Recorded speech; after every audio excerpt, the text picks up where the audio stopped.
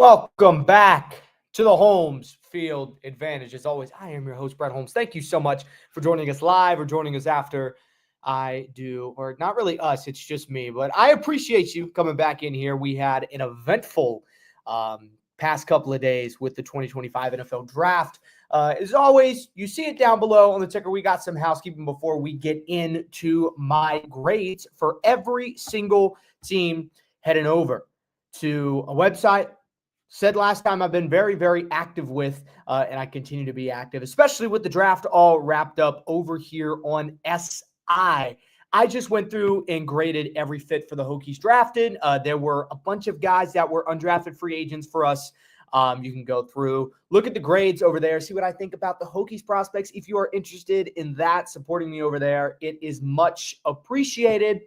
And I have not worked on it yet, but when it comes out, make sure you head over to the lead and see how I think about the Cowboys class entirely. You'll see kind of my summed down thoughts in this one, but over on the lead, you'll get a little bit more in-depth options, as well as if you want to go back and look at any of my reactions for the certain picks, or make sure you stay up to date with everything. Head over to the Twitter _ Brett Holmes. Make sure you get that followed. Stay on top of everything that I'm posting. Repost a bunch of stuff. Make sure I promote all of my work over there, so you don't have to keep up with yourself, or you can keep up with my work over here. I try my best to get as much out there, plug everything that I can. We are doing just that. Now, we had a very, very entertaining draft this past weekend. A lot of really interesting picks, a lot of really interesting fits. And I am going to go through all of them to the best of my ability here today. And I will say there are some rough grades and there are some very, very good grades. I believe I only gave out one A+. As I'm looking through my grades right now, I gave out a couple of A's, some A-, but there's only one A+. So if you can guess what that is, I'll give you a cookie. But the cookie does not come with the live stream. You're going to have to buy it yourself. But anyways, we've got a lot of really interesting classes to go through here. Some classes that I love. For the most part, I liked what teams did. So let's not waste any time. Let's get in over here to our NFL draft grades. Now, starting off with the New York Giants. They selected Abdul Carter third overall. Obviously a home run pick. Jackson Dart, easily my least favorite pick of this class. Dart is not the second best quarterback in this class. I think you can make an argument that there are guys throughout this class that are a little bit more ready for the NFL than he is, just because Ole Miss, I don't think, produces a product that prepares quarterbacks for the NFL properly. Now, the traits that Jackson Dart have are intriguing, but you've probably heard it a lot. I don't know why his comp is Bo Nix. I don't think he's like that. I think he's more of a Daniel Jones. He rushes a lot, but he rushes with his head down, and I don't think he protects himself very well. However, there isn't a lot of quarterback depth in this class. When the Giants traded back up, I thought it was for sure Shedeur Sanders, but we will we will get to Shedeur and his fall and my thoughts on that. But the rest of this class is phenomenal. Darius Alexander at the top of the third was great value. This is a guy that was sneaking into the first round for a lot of people. He's an older defensive tackle in this class, but he is a big body. He gets to the quarterback very, very well, and he also holds his own in run coverage.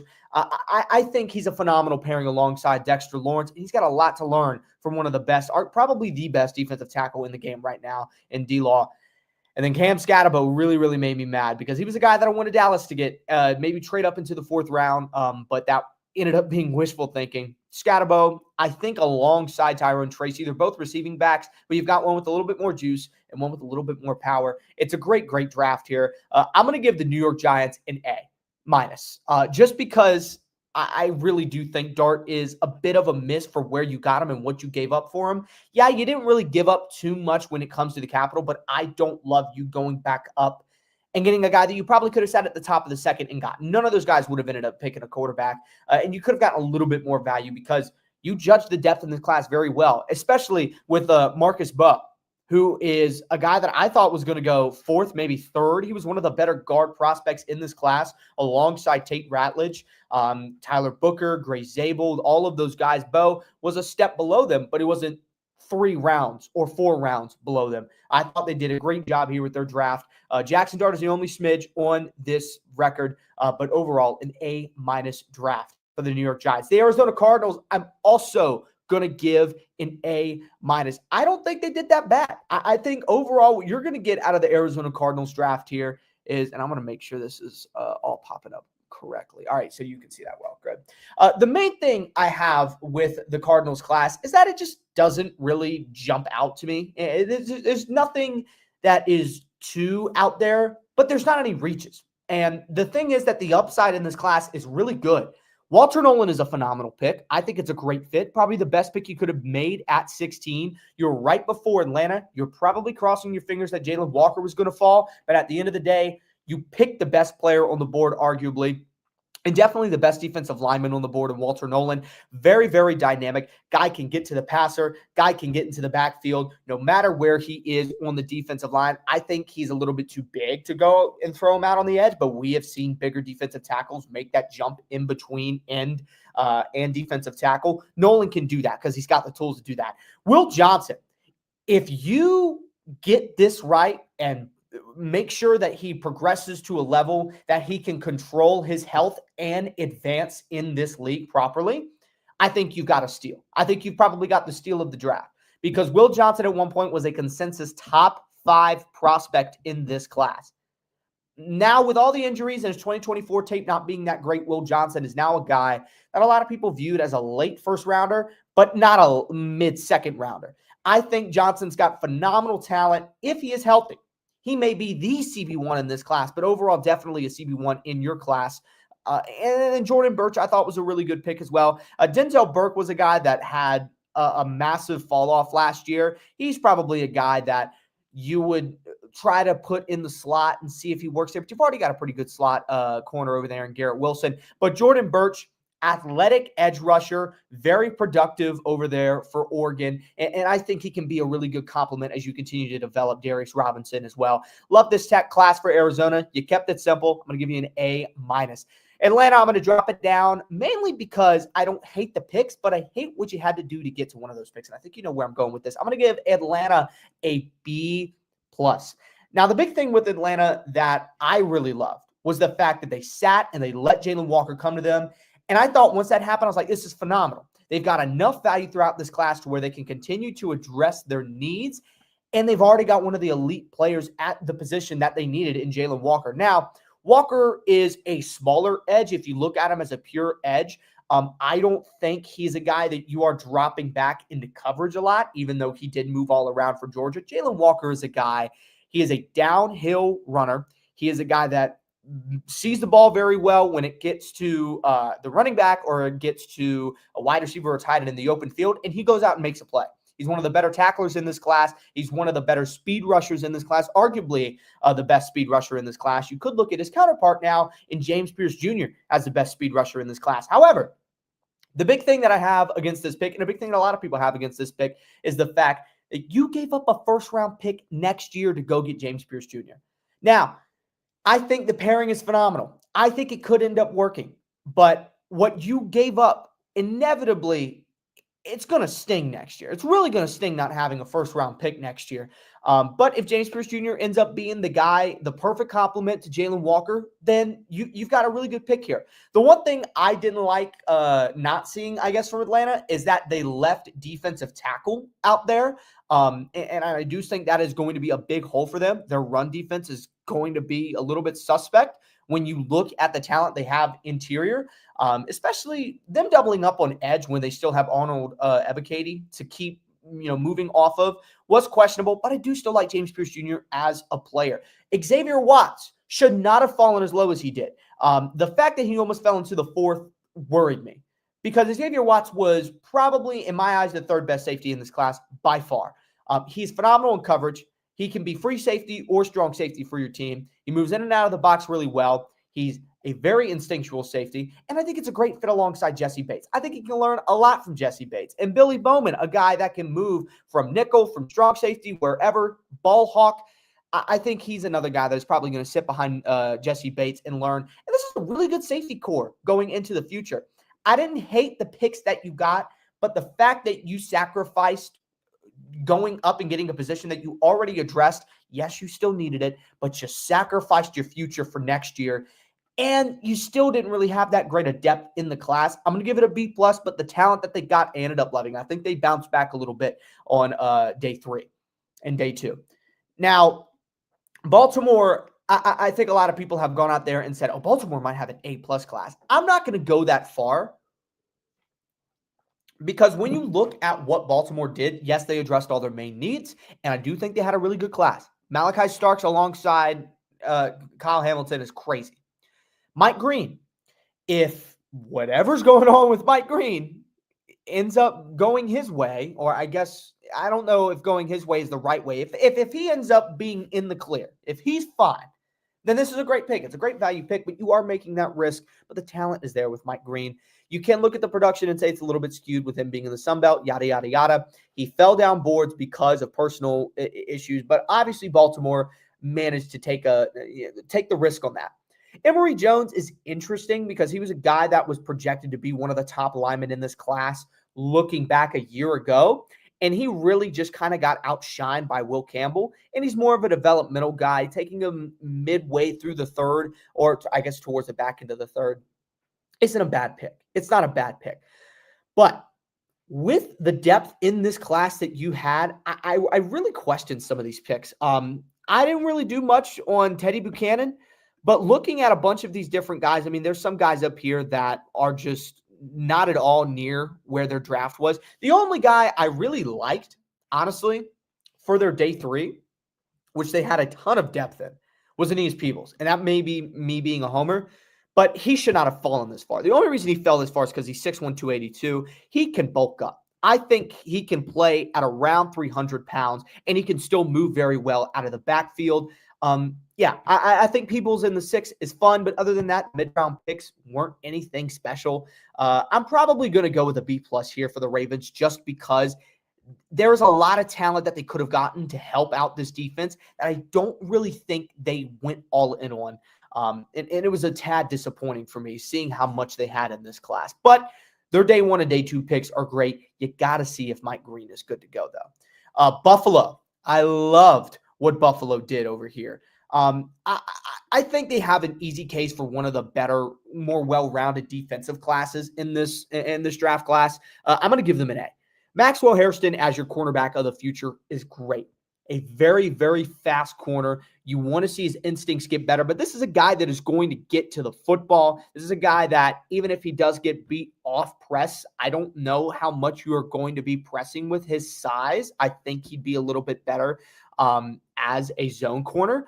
But he is able to get back into the plays. If he does get beat, his closing speed is very, very good. 4.2 runner at the combine. Yeah, 4.28 runner at the combine. You kind of can't miss out on that. Great pick at the back end of the round. TJ Sanders, I think, is also going to be a really interesting pick alongside Deion Walker, who's a guy that fell down because he just really didn't have that great of play technically, but he is a behemoth. He has got traits that you can't teach. But he's got a bunch of stuff there that you need to teach him. You don't need to teach Landon Jackson a lot. And going back to TJ Sanders, big body in the middle, probably one of the better run defenders in this class. And I think that's something Buffalo needed well. But Landon Jackson, I cannot believe he fell to the top of the 3. This is a guy that I thought teams could take a shot on in the first round because he is a tall guy. He's a lanky guy. He had a really good combine. His tape at Arkansas was really intriguing. He's a very aggressive edge rusher. He gets there. I think he's a perfect fit for what Buffalo needs alongside Gregory Rousseau. And that's just a guy that's just going to eat blocks and get to the quarterback or the running back wherever he is needed. I think Landon Jackson gets there. Some of these midday picks were fine. I love Dorian Strong, shouting out my Virginia Tech guy. Another guy that I don't think should have fallen this far because looking at his tape, yes, 2024 was not as good as 2023, but he's a zone corner. And I think with a lot of the defenses that Buffalo is going to be running, it seems like they are starting to lean towards these zone corners that have got really good closing speed, that are really agile. Dorian Strong top speed may not be what Maxwell Hairston is, but his playing speed is a lot faster. His cuts are probably some of the best out of the zone corners available in this draft class, especially in day 3. He was at once one of the better guys to go in this draft class. 2024 hurt his stock, but it was also because I don't think Dorian Strong got looked at as much as he did in 2023. And having that other talent in that room in Mansour Delane, who's now over there in LSU, I think kind of took away from the productivity of this secondary. I do think that sometimes he may get beat downfield more than he should, given why he fell down this board. But I think Dorian Strong in a very weak cornerback room is a guy that Buffalo could easily get into the starting rotation. The only thing I think they should have done is address the safety. But overall, I think this is a phenomenal depth class when it comes to their defense. I'm going to give them an A. And then honestly, with the Panthers, this may be controversial. I'm giving back-to-back A's. I love what they did here. Teteroy McMillan fills a need. You got what you needed. You needed a stud. You got him. I think alongside Xavier Legette, he could be a very interesting prospect. I think at the very end of the day, you're getting a guy that is going to make Bryce Young's life a little bit easier. Shorter quarterback, taller target. Being able to get those jump balls is very, very important in this modern pass-heavy NFL game. And Teteroy McMillan is undoubtedly probably the best deep threat in this class when it comes to size, when it comes to physicality. Nick Scorton and Princely Uomaialian, I think is how you say his last name, hopefully, or Ume Mielen. Whatever it is, they're both dogs. I think they're both great additions to this defensive line, and this defensive line just needs bodies. And I think they got a lot of it. I think the back end of their class is a little bit questionable when you look at, Cam Jackson. You might have been able to get a little bit better guy. I mean, there was a guy that ended up falling, and I'll talk about him later, Josh Farmer. If you know where he went, you'll know that I'll be praising that. But I thought Farmer would have been a pick that they would have made here. Cam Jackson's just fine. But yeah, Scorton, Uomaialian are going to have plenty of opportunities to be explosive, to be productive on this pretty weak defensive line in Carolina. And Trevor Etienne, I think, is a great depth piece because you've got Rico Dowdle, Jonathan Brooks is still hurt, Chuba Hubbard's coming off a big year. He is, just coming off of getting paid. So you've got a bunch of competition in that room already. I think Trevor Etienne comes in and adds plenty. At the very least, Chuba's your 3-down guy, and Trevor Etienne is a guy that can come in and be a phenomenal pass receiving option out of the backfield. But I also think this is a guy that could easily take away Rico's job. And I love Rico Dowdle. I love what he did this past year for Dallas. But Etienne is a talented guy. And I think he proved that at the back end of the year for Georgia. And his pre-draft process has been really well. I like this pick. And coincidentally, this was the pick that they got for Jonathan Mingo, of course. I'd love to have Trevor Etienne on our team, Instead, we have Jonathan Mingo. Lathan Ransom, probably one of the better downhill safeties in this class. Obviously, there's a guy over there. You might know him. His name's Caleb Downs. Please tell me I got that right. Yeah, Caleb Downs. I'm not that big of a casual. But Caleb Downs, obviously, is the safety to look at when you go through Ohio State's camp. But don't sleep on Lathan Ransom. I think he's a guy that even though when you look at his physical testing, it might not jump out at you. I think this is a pretty fine pick. And when you look at the lack of talent that they have in the box, especially the lack of explosiveness that they have in the box, I think Lathan Ransom adds a lot to that. I love this class. I think this is a sneaky good class. The only thing I wanted to see here, probably add a little bit more to your interior talent-wise. Cam Jackson isn't bad, but obviously there were better talents in there. I think the Panthers were one pick away from getting this class into an A+, but you addressed your biggest needs. I liked it a lot. Chicago. Now, Chicago, from a talent aspect, is probably closer to A+ because they got some great talent here. However, the fits are questionable. I think Colston Loveland is a great fit. Colston Loveland is a guy that will likely be a down-to-down guy for you. You're going to be running a lot of 12-man personnel, especially those 2 tight end sets are going to be very, very interesting. And you move Colston Loveland out to the slot if you needed to. However, you drafted Luther Burden. And I love Luther Burden as a player. I think he's good. I think he's easily the best slot receiver in this class. But I think having Brady Cook as your quarterback hurt him a little bit. And I'm still a Burden believer. I still think he can be great. I hate the fit. I hate the fit so much. Not because I wanted to get him and Chicago got him. I don't see how a guy like Burden, who needs the ball in his hand, not the targets, he needs the ball in his hand. And I think he's very explosive in the open field, even though you may look at his size and might not love it. I mean, he's a guy that is very similar to what you're going to get out of DJ Moore. And I think having two of the same is not something you want in this offense. You want a lot of dynamic players. You saw it in Detroit. A lot of people had their own roles. Luther Burden, I think, brings them a lot of firepower, but I think it's firepower you already got. So even though I think talent-wise and value-wise it's good, I don't know if I love the fit for Burden. I also struggle to see how Trapio, who is a good developmental guy, is going to be more productive than you taking a shot at an edge. And I do still think that they have a glaring hole at edge, not because they don't have a talented guy there already. They have Montez Sweat, but you need somebody alongside him. And they didn't address it at all in this class. And that was a little disappointing to me. Shamar Turner, I think, was a great pick at the back end of the second. I think he's a guy that's probably one of the better pass rushing defensive tackles. And you're going to see that a lot in this class, that there are a lot of good pass rushing defensive tackles. When it comes to his run blocking, I think that's why you go out and get a guy like Grady Jarrett to kind of help with those downs. I think he'll be a good rotational piece. And then some of these players down here, I like Zoff Frazier because of the athlete that he is, but the rest of these picks don't really jump out to me as much. Kalman Ungai, a good power rusher, but I mean, he's a 7th-round running back.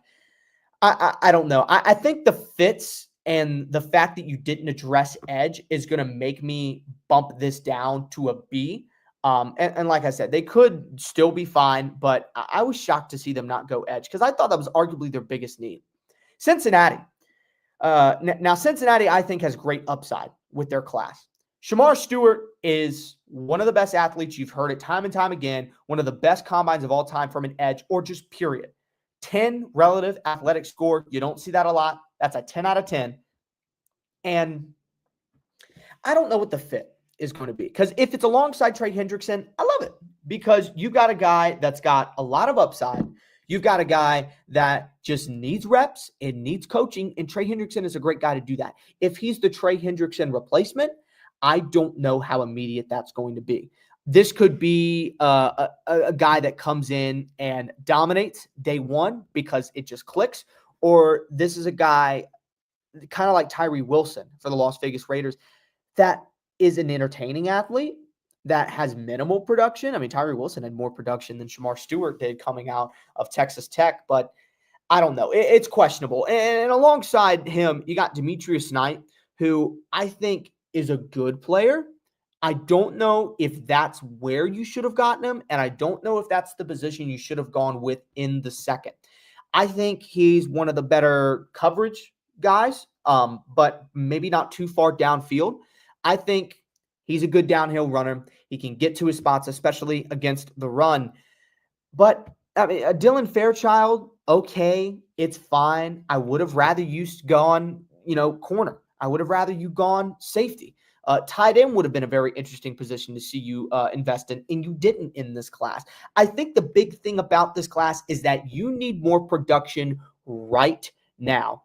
And this class doesn't do that. I like Barrett Carter as well. I think that's a good developmental linebacker down the road. I think this class could look a lot better. But as of right now, your defense is still going to be shaky in 2025, and your roster should be built to win in 2025. Great upside, not that great depth. And the fact that it just doesn't do, and it didn't fill the holes that I think you really needed to, I'm going to give this class a B-. It was a bit disappointing. On paper, it could be a lot better, though. I could be looking back at this class a couple of years down the road and be like, man, I can't believe they got Shamar Stewart. Man, I can't believe they got Demetrius Knight. Taj Brooks is a guy that could end up competing in a couple of years because of how deep this class is. Or Barrett Carter could be a guy that is a Pro Bowler if you develop him right. He's got the traits, but overall, that's kind of the main thing about this class. It's got a lot of traits, but it ain't got a lot of production right now. Cleveland. Now, Cleveland has had one of the most talked about classes, not because they went with Shedeur Sanders, but because they waited so long to go with Shedeur Sanders. I'm going to give this class an A.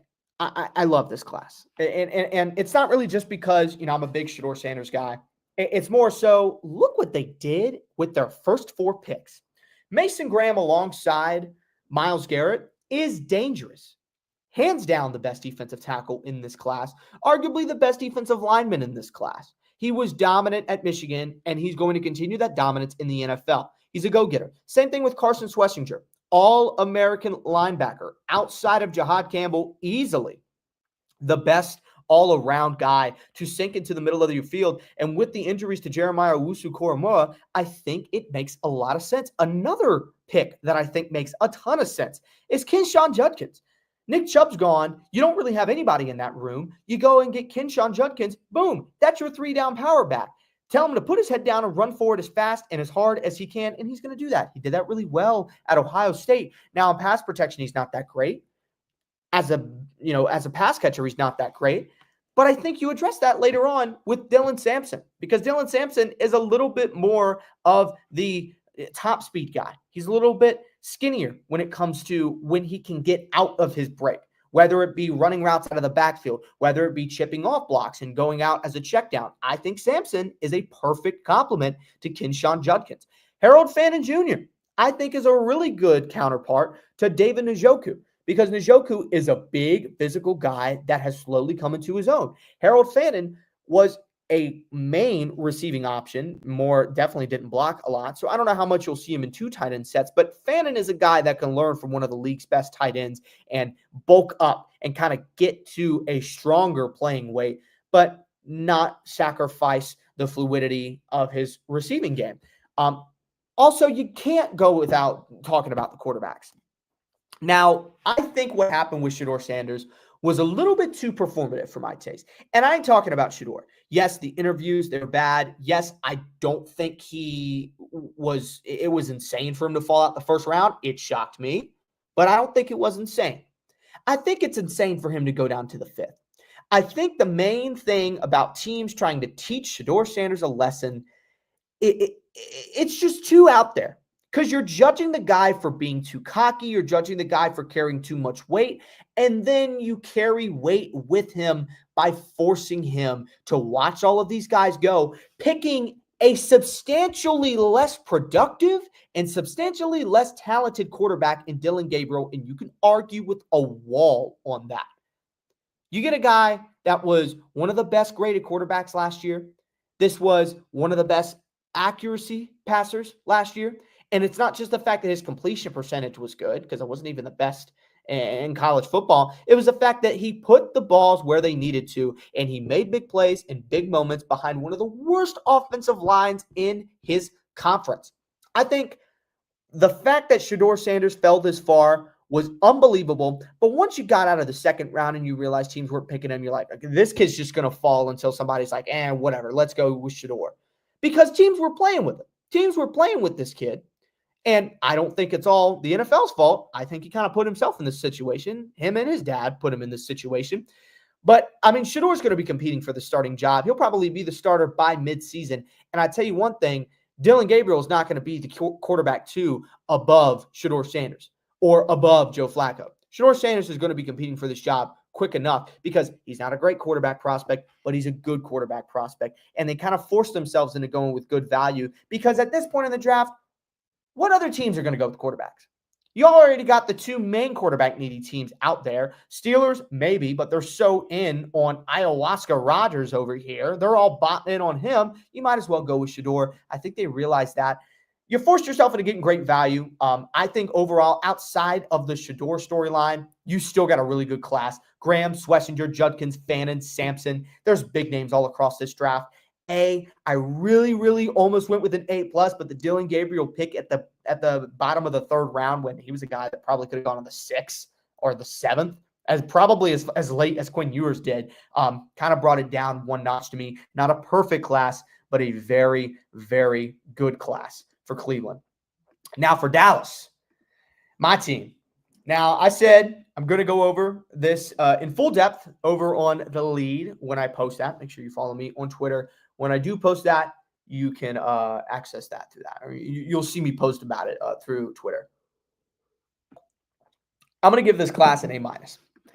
Now, some people have given this B+. I've seen some people give this B's, B-. I've also seen some people give this A+. I saw PFF give this class an A+. I don't think it's that, because I think the glaring kind of hole against this class is Tyler Booker. But at the same time, I think ESPN has him ranked a little too low. I think PFF has him ranked a little too high. I don't think he's the 50th overall player. I think he's higher than that. I also don't think he was around the 25 to 20 range that some people were expecting him to be. I saw Daniel Jeremiah had him ranked in the 20s as well. I think Tyler Booker was a 30 to 35 guy, and that's why I had him going at the back end of the first. Dallas probably tried their hardest to get out of this pick, and nobody wanted to buy in on it. And I understand that sucks, but that's the position you put yourself in when you lock in on Tyler Booker. Matthew Golden was on the board. Amari and Hampton were on the board. I would have been fine with those two guys and you going with the offensive guard late in the class. But with the way the board played out, you arguably got the best interior lineman in this class. You could say Gray Zabel is better. It depends on if Gray Zabel plays on the interior offensive line, since he can play wherever. Safe to say I would have been more mad at Gray Zabel here than Tyler Booker, because he played in the one of the schools that I try to stay away from when it comes to prospects. And it's really just because I've seen what the quarterback prospects are like. And yes, quarterback, offensive line, very different when it comes to North Dakota State. But I am kind of lukewarm with the Tyler Booker pick. I think it was like about a C+ or a B-. But Donovan Izaraku and Siobhan Rebel, A+. Siobhan Rebel, A+, or A++++++, whatever you want to call it, or Savon. I think it's Savon, not Siobhan. But I think the main thing that you want to take away from this class is you didn't address all your biggest needs, but you addressed some pretty big ones. Izaraku alongside Micah with the pass rush tools he got is scary. It is scary. It's very scary. And I think if Savon Rebel can come in and be your boundary guy, when Trayvon Diggs gets healthy, I think he'll be fine moving DaRon Bland into the nickel, because nickel cornerbacks are one of the more valued positions, at least when it comes to increasing value in the NFL right now. You just saw Jordan Lewis got a bag. DaRon Bland, when he was with the Dan Quinn system, he was moving in and out of the slot, and he was a big-time playmaker. Brian Branch, one of the better young DBs in this in the NFL, a nickel guy coming out of college. Siobhan Rebel is not that, though. He is arguably one of, if not the best man corners in this class. Uber athletic, great size. Love the value pick there. Jaden Blue, he's a 4.2 speed running back. You kind of can't argue with that. I think I think some people said that he was a budget Travion Henderson. I don't think that. I think he's a budget Bashal Tutin, because Bashal Tutin is a phenomenal athlete, great runner. Once he gets downhill, it's really hard to stop him, but he had some fumbling issues. He's not phenomenal in pass pro, but when it comes to budgeting Bashal Tutin and the size, you're getting a little bit skinnier, but you're replacing the size and the strength with hands. But that doesn't mean that Jaden Blue doesn't run hard. He's not great in pass protection. He's not a 3-down guy, but I think he's a great addition. Shamar James and Johnny Cornelius, I think, were fine picks in round 5, round 6. They'll be fun to see how they develop. Overall, this class was a great class. I think they did a great job. I hate that we didn't get a wide receiver, and I hate that we didn't get a 3-down running back. But other than that, it's really hard to outlook what was probably the best day 2 performance in the NFL. At least defensively, this was the best day 2 performance. But you can't really argue with the value that you got a lot of these players with here. That's why I'm going to go with an A-. Now, jumping from an A- to a C+ with the Denver Broncos. You may think that this is a little bit harsh, but in my opinion, there was a lot that they did, and they didn't do it right. I think positionally, you address all your big needs. You got a tight end thrown in there. You got a running back. You got a wide receiver. However, those guys are not that great. They are not that great. I think going with Jahdae Barron is not a bad pick when you look at the player, when you look at the value you got him. I think you need a little bit more. And I think sitting at that pick, you would have been better off going with Amari and Hampton. You would have been better off going with one of the receivers that were on the board. I understand not going with one of those guys because of how versatile of a player Jahdae Barron is. But you know what? Look past it. You get to the second round. Okay, you've got Caleb Johnson on the board. You've got Bashal Tutin, Cam Scatterbo. You go with RJ Harvey? Really? I mean, I don't think RJ Harvey's a bad running back, but out of those options, you think he's the 3-down guy going forward? You think he's the guy? I don't know. I don't know. It's questionable to me. Pat Bryant, way too high for Illinois. Way, way too high. I mean, you still had guys up there that could have been, wide receiver ones for you, and you didn't really, you didn't really do that, or at least wide receiver one potential. I don't think Pat Bryant is a potential wide receiver one. Savion Jones was good value. I think he's a good additional piece alongside Nick Benito, who just had a really big year for you. Q Robinson, another good rotational edge. But at the same time, you got to look at the fact that you had a good amount of depth in this class. You had the opportunities to hit some picks out of the park. Day 2 was just so rough. I think it really does bring this class down to a C+. It's disappointing because they could have done so much more with this class. But, it depends on how they develop them. It really does. Detroit. I didn't love Detroit's class either. I'm going to go with a B- here. Tyleik Williams, a little bit too high for my taste, but he is one of the better run defenders, arguably the best run defending defensive tackle in the game last year for Ohio State. I think he's a very intriguing prospect. You can't look past him. With the guys that were on the board, I was expecting them to go with Darius Robinson, but they wanted a little bit more youth, and I think Tyleik Williams does have that over Darius Alexander, that the Giants picked up in the 3rd round. But Tate Rowledge, good fit. I think offensive guard, probably one of the better ones in this class. I think he's a little bit closer to the Gray Zabel, the Tyler Booker pick, maybe Donovan Jackson, a little bit closer to those guys than he is to some of these guys that are below him. So I think that was good value.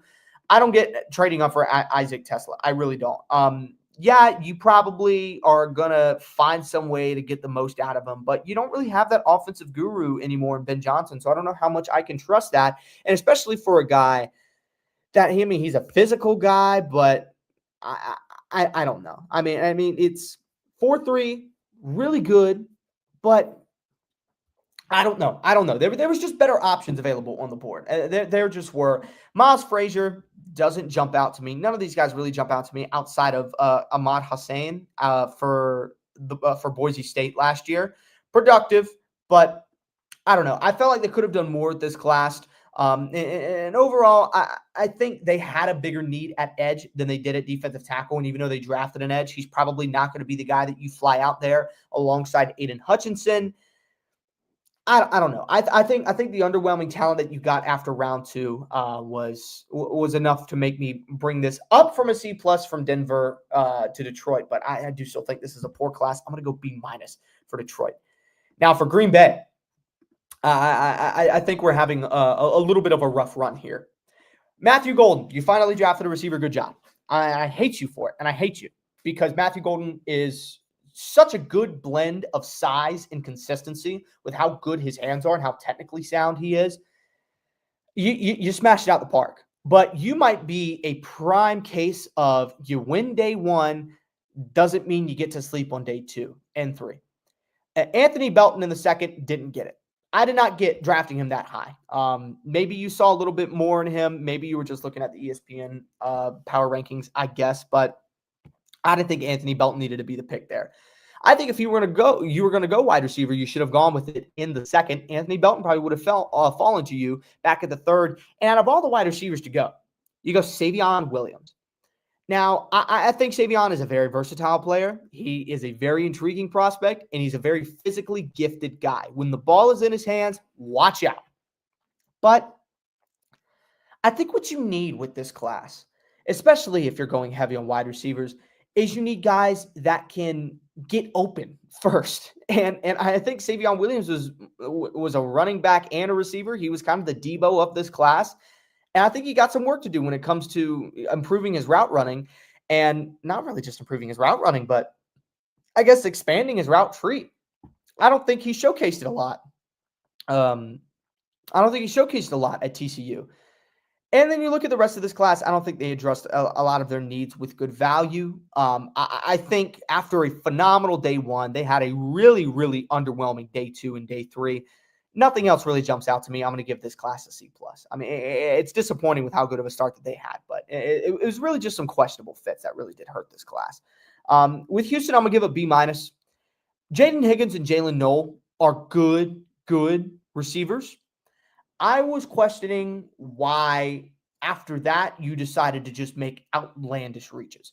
Jalen Smith, you can argue he should have been higher when you look at how good of a slot he can be, and how highly valued some of these slots are, but I don't see it.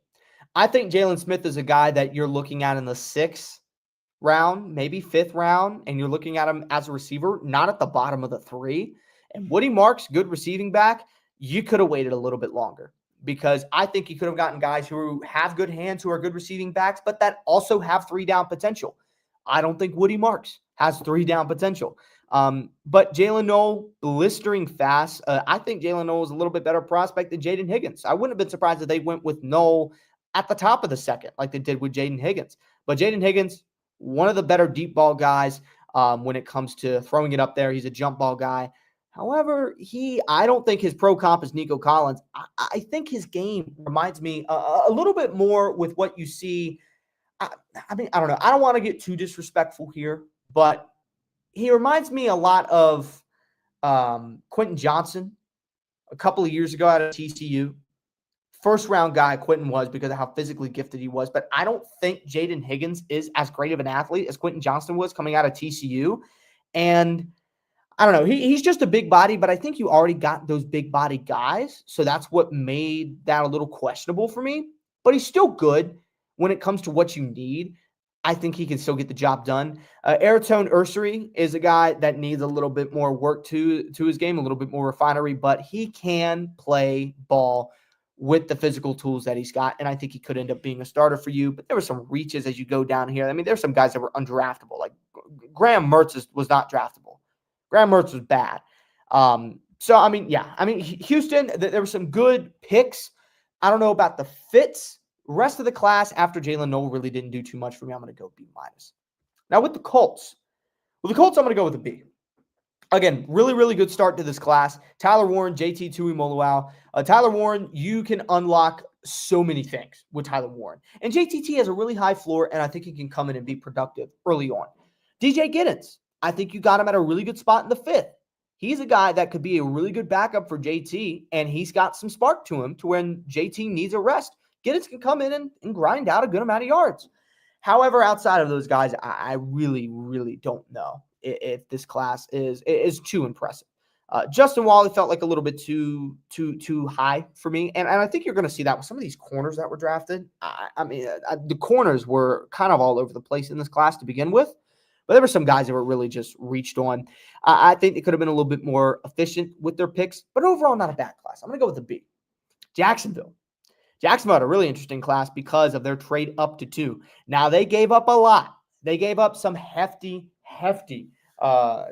picks to go up here. I can't remember what the full compensation was, but I do know it was a future first, and it's going to be really interesting to see if he's a full-time wide receiver with some CB reps or if it's vice versa. Either way, Travis Hunter, generational talent, in my opinion, the best player in this class. You can't really go wrong with that pick. Caleb Bransaw, it's a little bit too high to go with the guy that is probably just going to be a slot corner for you. I'm just going to be for real.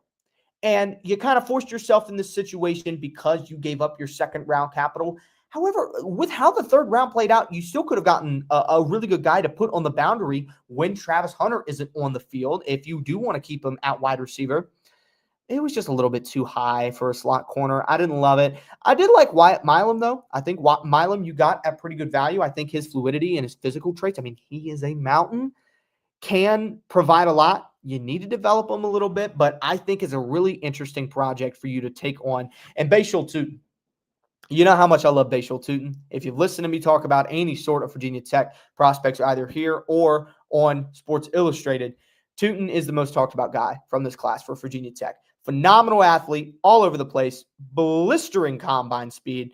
And you look at his game, and he plays hard, and he runs hard downhill. This is not a 2025 fit, though. If we're talking about his fit for 2025, it sucks. It sucks. But it's great for 2026 because Travis Etienne is a free agent in 2026, and you're probably not going to bring him back with how good Tank Bixby was last year. So it's a really interesting class all around. I think there are some interesting fits here, especially with Milam and Hunter. Just shocks so many people, Jacksonville going up after talking about getting Ashton Genty at 5, you go up and you get Travis Hunter, you bring him home. You got decent depth down the board, but I don't think it's anything to wow me. I think I'm going to go with a B here for Jacksonville. Even though Travis Hunter was the pick of the draft, and I mean, I shouldn't say the pick of the draft, but Travis Hunter was the guy to get in this draft class, and you got him. I don't know if the inconsistency throughout and what you gave up to get him really makes me go any higher than a B because, like Ransall sticks out to me. Kaiser was fine, but I think there were better linebackers available. Kansas City. I think Kansas City knocked it out the park. I'm going to give Kansas City an A. They were teetering on A+, but I think if Simmons was a little bit more healthy and a little bit more progressed through his stage, even though he was moving pretty well at his pro day, I still think the patellar tendon tear is very, very questionable if you're anybody in the NFL. But if Josh Simmons gets healthy, you've got arguably the best tackle in this class, A+ pick, if he's healthy. Amar Norman-Lott, really good fit for Spags. Arguably the best defensive tackle when it comes to getting to the pass rusher. A little bit undersized, but he is a spark plug. He gets into the backfield. He lives in the backfield when he's on the field. I think he'll rotate a lot more in and out for Kansas City, but I love it. I think it's a great pick. Ashton Gelati fits in a lot with the physical Spags defensive line. I don't think the speed is something that really stands out, but you know what? He's got enough size to him. He plays with enough power. And he's a high energy guy. And I think he fits in with what they want. Noah Williams, I don't think was that bad of a pick. I think some people kind of were looking at, man, there were some guys that fell that shouldn't have. I think this is a good fit. I think this is fine. I think those long arms that he's got helps him out a little bit more in this case. But we'll see. A lot of these corners, they like to move all around. So we'll see what he can use his size for to blitz the quarterback. We'll probably see plenty of that. And he also is a little bit of a ball hawk. He's got good instincts. But, I mean, the speed isn't all that there, but he's got good enough vision to where he can kind of make up for it and just get to his spots a little bit quicker. Jalen Royals was great value. At the bottom of the fourth, you get a guy that is one of the better open field receivers in the class. He just comes from Utah State. But I think it's a great insurance option because you don't know how long Rashee Rice is going to be out with the injury, plus the legal troubles that he's still set to deal with. You know what's going to go on with that? Jalen Rose is a really good insurance plan for that. And Jeffrey Bossa is a really interesting athlete out of Oregon, all over the place linebacker. I think he's somebody that alongside Nick Bolton and what he can do, stopping the run and dropping in and out of the box, dropping back in coverage, I think Jeffrey Bossa is a guy that you can feel comfortable with blitzing a lot more, and it fits so much with what Spags love to do with their defense. And Brashard Smith was a guy that fell way too far, a lot farther. I think him and Damian Martinez were some of the bigger fallers in this running back class because Brashard Smith tested pretty well. I think he looked pretty well coming out of SMU. I like this pick a lot. I like this draft class a lot for Kansas City. I can probably make a good case for every single one of these picks being great value, being great fits. Yeah, I'm going to go with an A. I'm going to be straight up. I gotta go use the little ladies' room, so I will be I will be right back.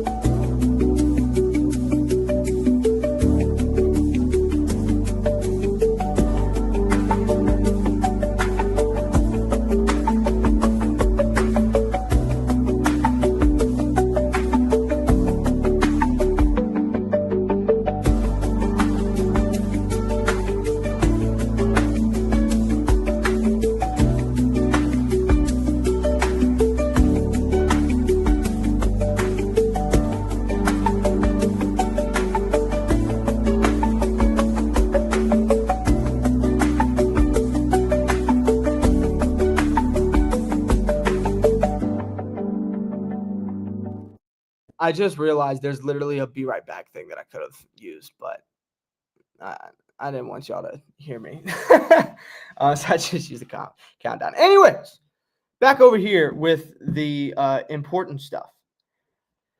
With the Chiefs getting that A, we're moving on to the Chargers. The Los Angeles Chargers. I'm going to give them a B+. Omarion Hampton was probably one of the best fits for them and probably one of the best fits for Hampton. a power rush team that is really going to be emphasizing uh, opening up the gaps on the inside and getting through them as fast as you can. Amari Hampton is not really a good sideline to sideline guy, but when it comes to getting up the field vertically, he's among the best. You can say he's probably one of the best vertical runners in this class. Maybe a little bit better than Ashton Genty getting downfield, but Ashton Genty, he's a wrecking ball. But then again, so is Amari Hampton. He's a stocky guy. He goes all over the place. I don't think his hands are all that great. I think they're fine, but I also don't think his pass was all that great, which is why he was kind of put into this situation alongside Najee Harris, who is just a mountain. Probably going to be a little bit more of a goal line back, Najee is, and also helping a little bit more in pass protection because of his frame. So that does worry me, at least from a fantasy aspect, what Amari Hampton's touchdown upside is. But he's a big play waiting to happen. Love the fit there. Trey Harris, with the wide receivers that were available, was a little bit questionable to me. He was very productive last year at Ole Miss when he was on the field, and his per catch averages were good. Just a little bit too early for me, but good deep threat for what they have, and it doesn't really take away from what you're getting in the middle of the field with Ladd McConkey. I think Jamari Caldwell and Kyle Kennard are great hardball guys, and they have the ability to take over a game plan. Jamari Caldwell, big guy, 6'2", 332 pounds. And there's some games where Kyle Kennard just went insane. I think he's one of the better run defenders that you could have gotten in this back end of this class. And I think you got two really good run defenders, actually, with Caldwell and Kennard. I think after that, fine guys. I mean, Lambert Smith, I think, was just a guy that you're looking to see if you can get any upside out of him. But most of these picks down the board don't really mean too much. They don't jump out at me as well as some of these other classes we're able to put together. But Amari Hampton, Trey Harris, don't love it, but don't hate it. Jamari Caldwell, Kyle Kennard, I did really like, though. I'm going to go with a B+ for the Chargers. I'm going to get back-to-back B+ going over to the Los Angeles Rams. Now, the Los Angeles Rams did not have a pick in the first round. Shocker to nobody. They actually had a pick in the first round, and they traded back and got a future first-rounder in next year's class. Likely going to be using that for a quarterback next year. We'll see what that ends up turning into. But Los Angeles, Terrence Ferguson, great fit. I think he is going to eat in a McVay system. Josiah Stewart, I think, is a great complement alongside Jared Verse. He's a guy that is a kind of, I guess, a traditional rotational guy just because he was used to being rotated in and out with Michigan. But I think he kind of showed up a little bit more in 2024 than he did in previous years. I think he's got a good blend of size and speed, although a little bit undersized, but he's a thicker guy for 6'1".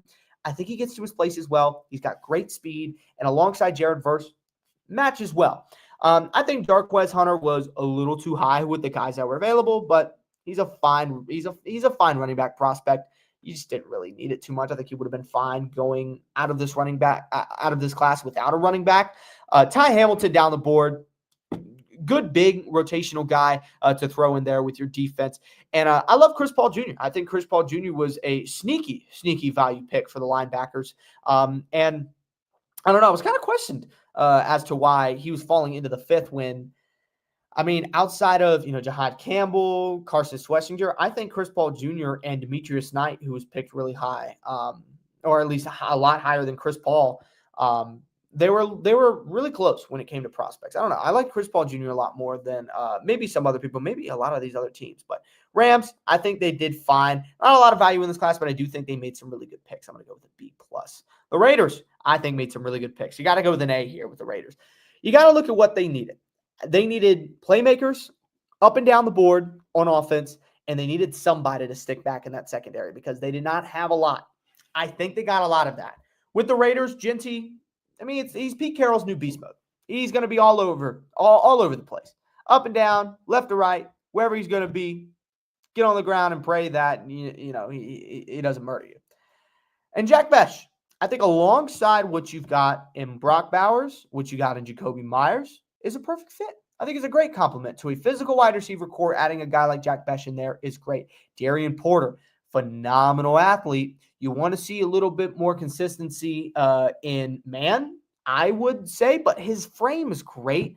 Obviously playing at Iowa State, going in and out of some of those questionable matchups, and him not being a starter all the way up until the back end of his career. But physically, he's everything that you want to look at, especially with Pete Carroll, with how he loves some of these physical corners. He's everything you want to look at. Charles Grant is a mountain. He is a behemoth. But physically, I think he's got everything that you want.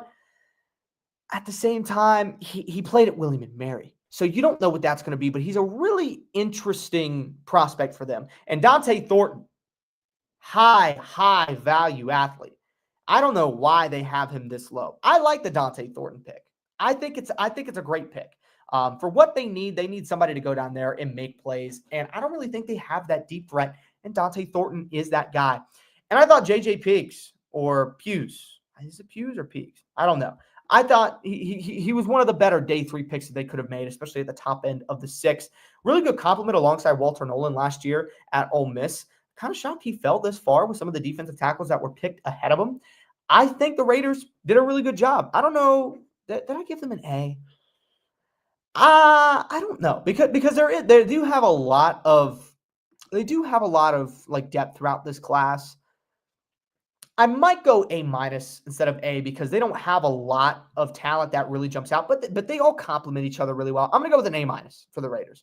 I don't know if I meant to say A- or A, but I think I'm a lot more comfortable with A- than I am A. But I do like how they started these first 3 picks. I think they were great. Miami, I'm going to go with a B+ because outside of getting that for sure offensive tackle of the future, you could get it in Joey Savaina. Or you could get it out of Jonah. You could get it out of Jonah. But I do think he's one of the better offensive linemen available, probably the best offensive lineman available at the top of the second because they got picked apart fast in this draft. But when it comes to the defensive lineman, you killed it. Your defensive interior was terrible last year, and you made up for it. Kenneth Grant, dog. Jordan Phillips, even bigger dog. I think what you're going to get out of this interior is arguably one of the best, at least in your division, at least in your conference, maybe in the NFL when it comes to young defensive tackle pairings. Jordan Phillips, the big people eater in the middle when it comes to the run game, and Kenneth Grant, the uber athletic upside pick that can move all over the defensive line and be productive. I love what they did with their first 3 picks. I also think getting Ollie Gordon at the back end was fine. I'm still a little bit of an Ollie Gordon believer. I think he had a really rough season last year, obviously, but I don't think that was all his fault. I think Oklahoma State was just a terrible offense last year, and I don't think they were set up to kind of run through it. I would have liked a little bit more commitment to the secondary in this class. I think Quinn Ewers is a decent backup for when Tua eventually gets hurt. I'm going to give him a B+ just because, in my opinion, they addressed their biggest need. And even though up here it says safety, I think their biggest need was defensive tackle, and they doubled down on it, and they did it in a phenomenal way. I'm going to go B+ here for Dolphins. For the Vikings, I'm going to go a little bit lower. I'm going to go with a B- for the Vikings. They didn't have a lot in this class, and it kind of shows. Donovan Jackson had a phenomenal year coming in for Josh Simmons and playing tackle, and he's also a really good guard. He projects to be a guard in the NFL, one of the better guard prospects in the NFL draft this year. And I think it's around the value, even though I was hoping, at least for Minnesota's sake, I would hope that you could move to the top of the second and still be able to get Donovan Jackson. But offensive linemen were flying. You got to read the boards and what the trends are going towards, and you needed to get your guy to help protect J.J. McCarthy. It makes a lot of sense. Like I said, not a ton of picks available. Ingram Dawkins could be a good rotational piece out of Georgia. Go Dogs. Tay Felton could be a guy that steps in case Addison or Jettas get hurt. Other than that, Kobe King, interesting linebacker prospect, good athlete, but in coverage, I don't think you really rely on him too much. He's more of a run-stopping guy. I'm going to go B- just because they don't have a lot of picks here. They did fine, but nothing really jumps out at you. New England. Now, you might be wondering, where was that A+ coming from? You said something at the beginning about an A+. This is where it is. I gave New England's grade. I think I gave New England an A+ last year. It was either an A or an A+, and I think they did back-to-back A+, man. I really do love this class. Will Campbell is a monster. He's a monster. Just going off of what his interviews are saying, I'm going to die for my quarterback. That's scary. That's scary. That's scary to line up against. And Will Campbell's the best tackle in this class. He was one of the only blue chips in this class for me. Travion Henderson, another guy I loved. I love Travion Henderson. Ever since he came out of high school, I've wanted to see where this guy was going to go in the NFL. And I really wanted that place to be Dallas. It didn't end up being Dallas, unfortunately, but Henderson's going to be a really good guy. He's a guy that's got elite 3-down potential. With his speed, his pass protection, he's already going to be a guy that's coming in there and competing for Ramondre Stevenson's job. But I think it's a great compliment to Ramondre Stevenson. Kyle Williams, he was one of the only guys available in the 3rd round that you could look at and say that guy's got wide receiver 1 potential. Yes, the size isn't all that great, but we've seen guys under 6 foot work as phenomenal number 1 options or phenomenal number 2 options. He ran well. He played well at Washington State. Yes, Washington State, blah, blah, blah, blah, blah. Kyle Williams is still a dog. He's a dog. And I was shocked that he was able to fall as far as he did. I was shocked there were some receivers that went ahead of him that ended up doing it. And I think New England played this board phenomenally well. Jared Wilson, that's a great pick. Jared Wilson, another guy that shouldn't have fallen almost into the 4th. He was hands down the best center prospect in this class. I love it. I love it. Craig Woodson doesn't really jump out at me, but you know what does? It's Joshua Farmer. Joshua Farmer, how did he get this far? Joshua Farmer was a guy I thought could have gone late 2nd round because he was a big body in the middle for Florida State, and he was one of the only good players last year for Florida State. You look back on the film, and he jumps out at you. Braden Swinson, an arguable better prospect than his counterpart in Savion Jones, and they both fell. And I think they probably could have gotten the better edge out of him. Braden Swinson could come in on a very depleted defensive line for New England and commit to a big role automatically.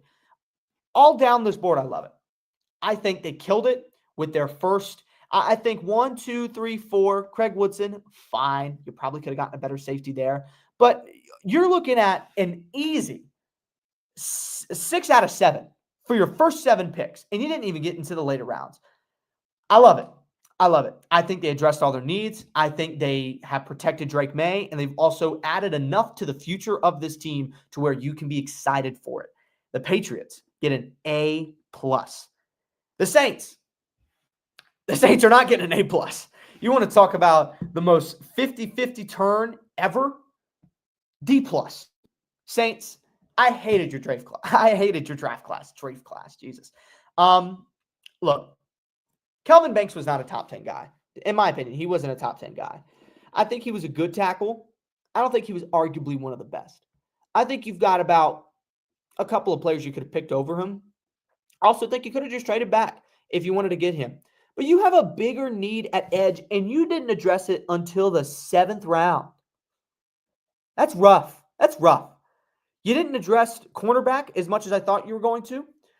Quincy Riley is a fine prospect, I guess, but he's not really your boundary guy. I don't really think he's your boundary guy.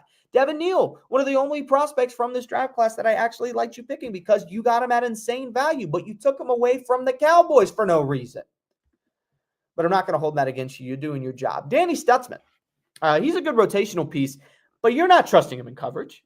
Jonas Sanker, probably my favorite pick. Probably my favorite pick from you because you got one of the better, I don't know how to describe, I guess a buzzsaw safety, if you understand what I'm saying. He plays at a high level. He sees the quarterback. I think he's a little bit better running downhill than he is dropping back in coverage.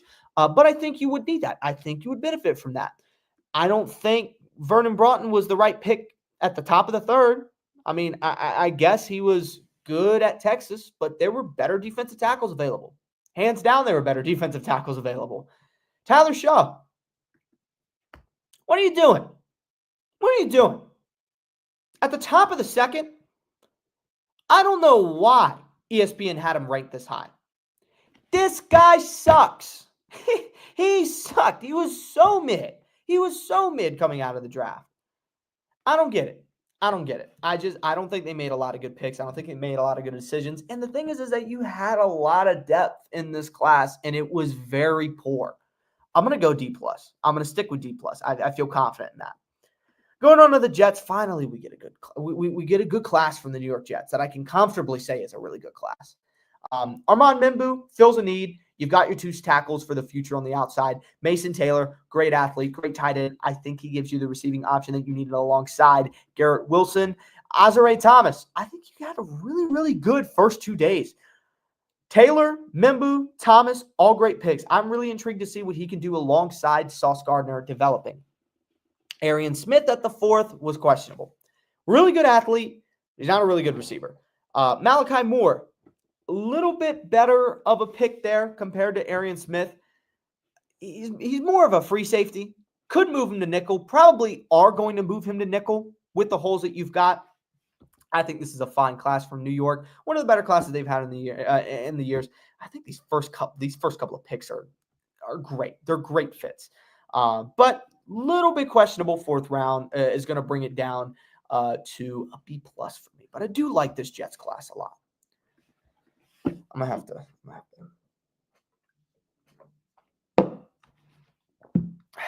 Philadelphia.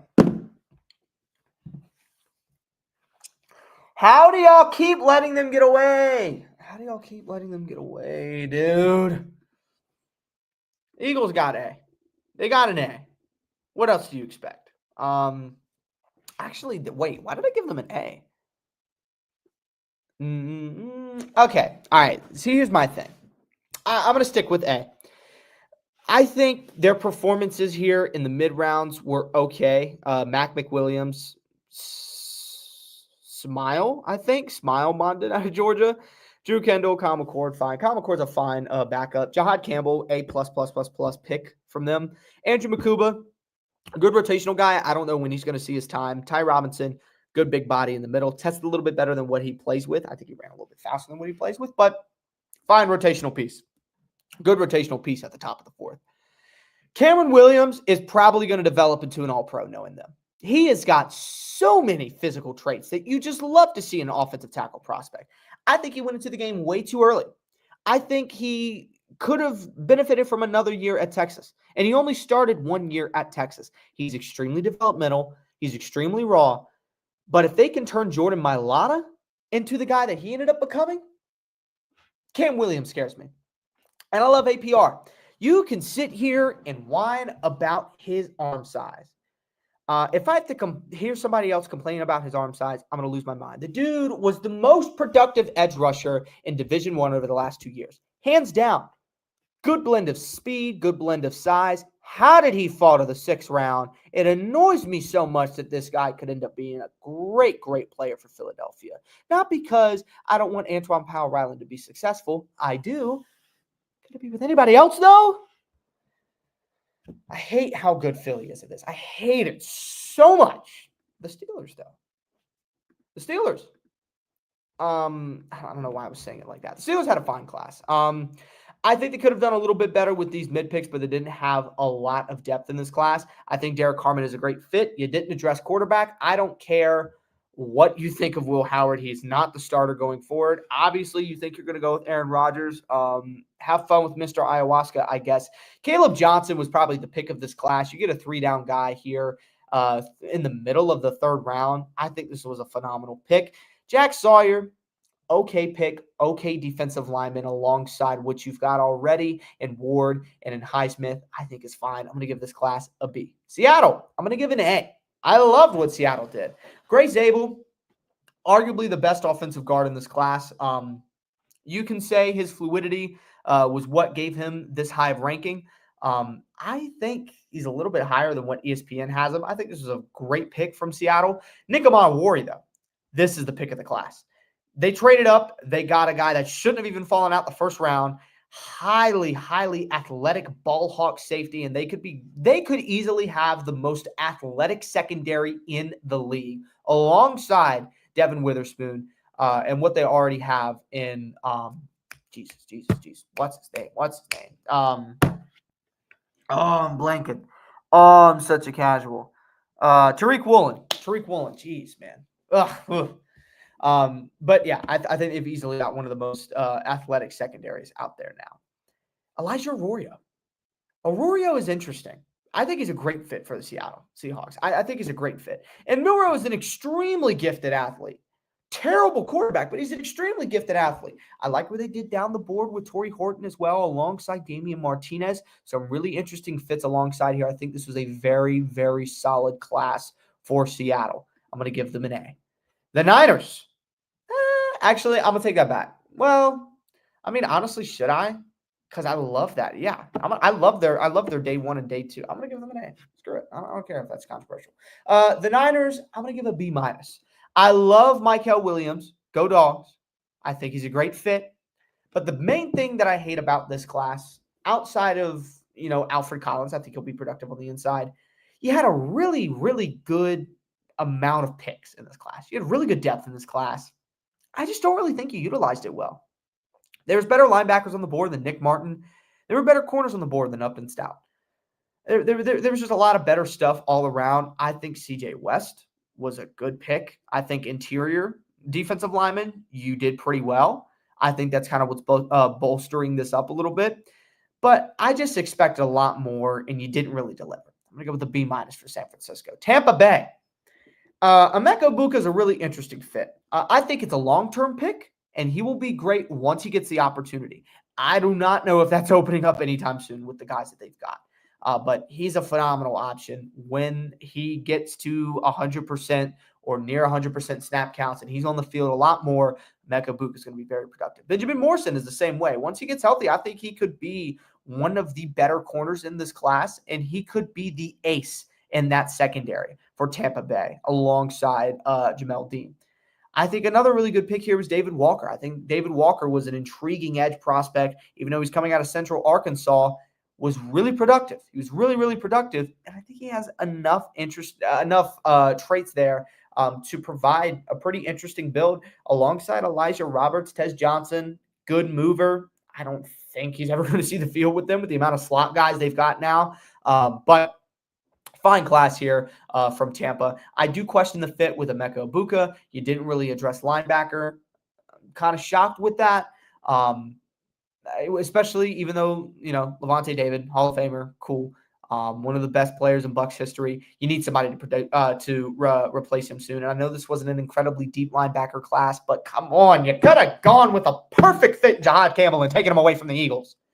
But you went with Emeka Egbuka. It's a fine pick. I think it's a fine class. I'm going to go with B. Tennessee, the 101 in this class. The Titans crushed it. I think they have an A. Cam Ward, your QB of the future. Oluwafemi Oladeja. I think I said that right. In the second round, I think he fills a dire need at edge, and you've got a body that is an athletic one, and he can at least provide you production day 1. Kevin Winston Jr. is one of the better safeties in this class. He's an athletic box guy, and I think he is a great fit for what you need. Chimere Dike, I think that's how you say his name. Really, really good athlete. Not that great of a receiver. Interesting upside athlete there. Gunnar Helm, I think, provides you with a lot of consistency on offense, especially in that tight end room alongside Chigakonkwo. Really interesting fit. And one of my favorite, if not my favorite picks, Elik Ayomana, a guy that should not have fallen this far, but a physical guy that kind of is just an all-around good receiving prospect alongside Calvin Ridley. I think Elik could be a really productive wide receiver in his first year. Khalil Mullings, a good rotational guy at the back end of everything. One of the most interesting things I saw from this class with Tennessee is that usually Tennessee is one of those teams that has those outlandish reaches. They didn't. They didn't this year. I think they got a lot of guys around where they should have been, and some guys at really good value. I'm going to go with an A. I think this was a really good class from Tennessee. Washington, the final class, rounding everything off. Washington had very little picks, but they had some good picks. They had some really good picks. Round 6, round 7, their 6th and 7th round picks, they're really hard to nail. But they didn't really jump out to me. None of these guys really do. But their first 3 picks were great. I think getting Jalen Lane where you got him was fine. It's good value for a round where he was supposed to be. But I think the fit that he's coming into is great. Because with Lane, you're getting a great athlete in the slot, which is what you needed. If you planned on having Deebo Samuel in the slot, I am sorry, that was never going to work out well. But Jalen Lane in the slot is very intriguing. Trey Amos is a very good athlete who will likely have the CB2 job the moment he steps into Washington. That's how depleted that secondary is. You could say, oh, what about Mikey? What about Sanders? Mikey's a slot guy. Mikey moves all over the place. I think Trey Amos is your boundary guy. Good size to him, too. Proved he was a good athlete at the combine. And Josh Connerly is one of the safer picks you could have made. Offensive linemen, like I said earlier, were flying off the board. You needed to protect your quarterback. I think they did a good job recognizing that Connerly was easily the best guy they could have gone with. Don't overthink it. Don't try and gamble with a guy falling to you at the back end of the second. Get your guy early on, even though there was some talent up there that may have been a little bit more productive long-term or immediately. I thought Nick Amon-Warrior was going to go to them or Jahad Campbell was going to go to them, and I was terrified because if Jahad Campbell was in the linebacker room learning from Bobby Wagner, that would have been bad. It would have been bad. But instead, he's over there in Philly learning from Vic Fangio. So that's even worse. But I think the Commanders did fine in this class.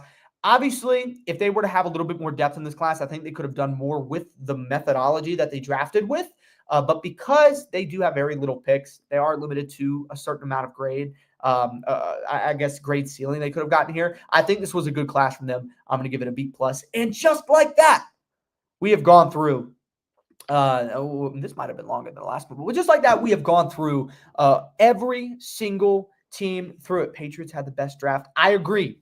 You look through, you look back. Patriots were the only team I gave an A+.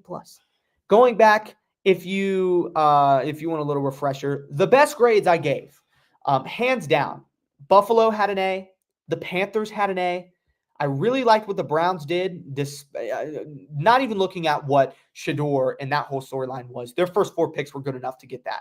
I really liked, surprisingly, what the Chiefs and the Raiders did. I thought those were great classes. I thought they all made picks that fit into what they needed, and they all addressed their needs. None of them matched up to the Patriots, though. The Patriots destroyed the draft. So did the Eagles. So did the Seahawks. There was a lot of good classes all around in this. There were some really rough ones. I really didn't like the Niners. I hated the Saints class. I thought the classes that had little value obviously aren't going to have that much upside, but Washington is a really prime contender of why you can go out and make good value picks with not a lot of depth in them, and you can still have a good class. Denver, I gave a C+. Didn't like their late round fits. Bengals, I thought bought in a little bit too much on upside, but overall, some really interesting picks all around this draft, and it was a really fun draft. I may or may not be doing a like way too early mock draft for next year's draft class. I might have to look at that class and see if I know enough about that class and try and make my best predictions if that's something that I can put together. And not just sound like I'm reading off PFF's big boards. I'm going to do that. And if not, we'll move on from the draft. We'll get into other stuff that's going on. The NBA playoffs are going off. Time to start talking about the NBA and the NBA draft. But there's plenty of stuff that I do want to start talking about. And I like streaming a lot better. Than I do producing a video and editing it. It's just more time I don't need to do when I can just stream it. So, and I do have a little bit more fun streaming these videos, and especially because you guys can still watch them after they are done. So, with all that being said, thank you so much for tuning in to today's episode of the Holmes Field Advantage. Let me know about the certain grades that I made. If it was your favorite team or if you just don't agree with a grade, let me know down in the comments below. But while you're down there, if you are going to comment, make sure you are subscribed to the channel. Hit that notification bell and like the video. Make yourself useful while you're down there. And as always, I will see y'all next time. Peace.